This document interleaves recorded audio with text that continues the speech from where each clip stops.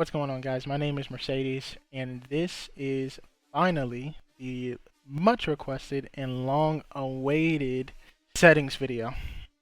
So today I'm going to get into the in-depth settings that I use for Le Mans Ultimate. Let me preface this by saying these are my settings and these are what work best for me. You can make adjustments and you can make changes. Don't worry, I'll show you how to do everything. We'll get into the JSON files, we'll get into the in-game settings that I use, the calibrations that I did, the whole nine. We're going to touch every single base. I will also go into kind of my style of driving and using the controller to drive in a specific way. We'll also touch base on kind of some etiquette things that you have to look out as a controller player. We will delve into all of that. If you have any questions, I will be dropping the link from my Discord in the bio. There are other great controller players in the Discord that can offer amazing feedback and help you in a tremendous amount of ways. So feel free to join. It'd be awesome. We'd love to have you in the community. And let's get right into the video. Alright, so first and foremost, I use a DualSense PS5 controller. Now I know in all my videos it shows the Xbox controller. For whatever reason, a PS5 controller is not the option when it comes to these overlays. So I think that's the most aesthetically pleasing one. And the easier to kind of see what's going on. I use the DualSense controller for two reasons. Biggest reason being the triggers. Due to them being DualSense, they have a certain level of resistance in the triggers that is essential to proper trail braking. I used the Xbox One controller for a long period of time on a set of a Corsa, and I could not, for the life of me, get the braking down.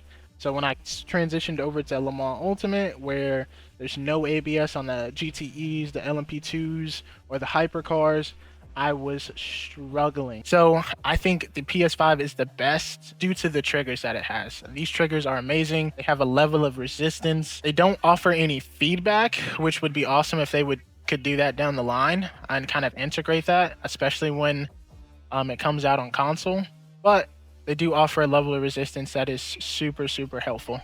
Now let's get right into settings. So first and foremost, we are going to start with accessing our gamepad.json files.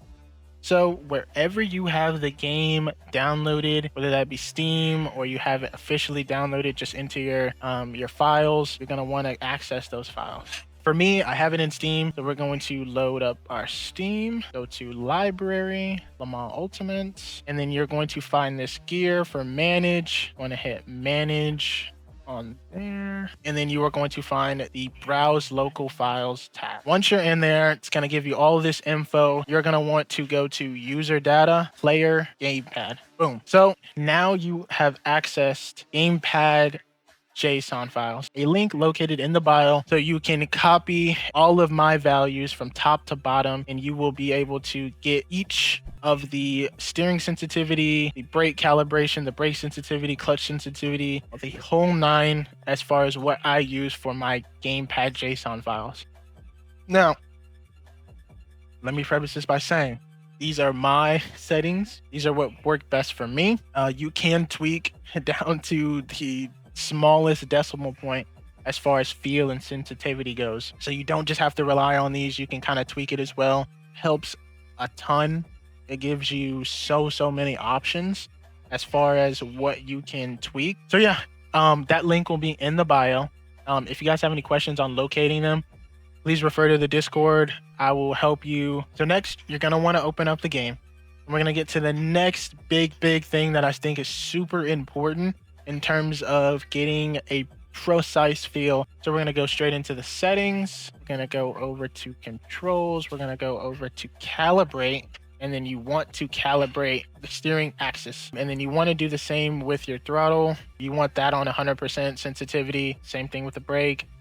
You want to calibrate where 100%, where 0 and 100% is on your brake and throttle. That helps a ton. It'll give you a more responsive brake and a more responsive throttle. But as far as that goes, as far as settings, that's about it. Those are the only changes I made to my settings. Now, when it comes to gameplay, I use a specific type of style, which is called the roller style. I use my left thumb essentially roll the steering from left to right as I am steering the car. For me, it helps a lot because it gives me a reference as to how much input I'm applying. Now, the one drawback to it is over a long period of time, let's say an hour, maybe an hour and a half, your left thumb, it'll be feeling it, especially if you're at a track like Fuji, or if you're at a track like Imola, where you don't have very many straights and you're doing a lot of turning. It can be quite strenuous on your thumb and your wrist, but it allows for the most accurate inputs and the most precise inputs. I recommend giving it a try at least. It helped me a ton once I adapted this method. Is it the only method? Not necessarily. I just think it's the best, and it's the one that I prefer to use. I know a lot of good controller players that don't use it that way. They just go left to right, and that's perfectly fine. There's no issues with that. Yeah, that's pretty much it. Nothing too crazy. This has been a long time coming because I didn't want to give misinformation, which is why I also created the Discord, so I can kind of explain a little bit more in depth if you have more questions. I've given this out to a few of my close friends that play on controller. They all said it's a game changer. I believe this will be a game changer as far as being able to allow controller players to race more closely, be more competitive, and just have a chance in the race. Again, if you have any questions, refer to the Discord. Give me a shout. I'll give you the rundown. Whatever you guys need, I'm here for you guys. I appreciate you guys for, supporting me on TikTok and YouTube. I will catch you guys in the next one.